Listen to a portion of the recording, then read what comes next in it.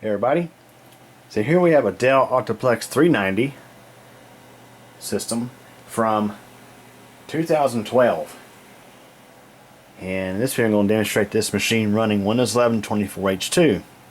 So aside from a solid state drive swap and changing the memory size, now of course I don't know what the original RAM size of this machine was, but other than that it's a stock system. I did replace the power supply, but that's beside the point. This is a system that originally came with Windows 7 pre-installed.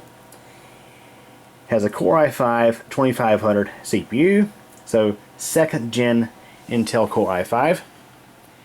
Now of course this computer does not meet what I call the Microsoft Elite Class system requirements for Windows 11, and I call them the Elite Class system requirements because, let's face it, the Windows 11 system requirements are just ridiculous. A lot of computers out there that don't meet the requirements like this one here can run Windows 11 quite well, as you're about to see right now. Let's go ahead and power up this system. There it is, starting up. Let's have a go at it.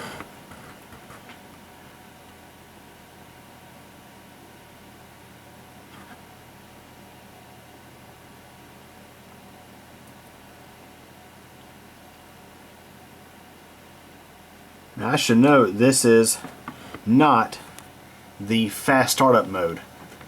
I actually did a restart and then unplugged the system once it got to the BIOS. So that was a regular startup. You can see how fast we got to the desktop. I mean, I wasn't actually counting time, but that was not long at all. And just for example, go into settings here, and you can see this thing is quite snappy. Let's go and look at our system specs. So again, okay, it's actually an Intel i5 2400 CPU, so not 2500, it's a 2400 CPU, 8 gigs of RAM, and we have Windows 11 Pro 24H2 on this system. I did an in-place upgrade from a previous build of Windows 11. I think it was 22H2 or 23H2. So this is part of a bunch of computers I'm going to be selling. Now I should note, I mean, you can see how well this runs Windows 11. It runs it, I mean, pretty well, I can say. I'm not going to do something super in-depth, but yeah, look how fast this thing is. Let's go and do a shutdown and fast startup. So again, the whole moral of this video is to show that just because your computer don't meet the minimum requirements of Windows 11 doesn't mean it can't run the OS at all. In fact, it could run it quite well. So it's another startup. This will be the fast startup mode.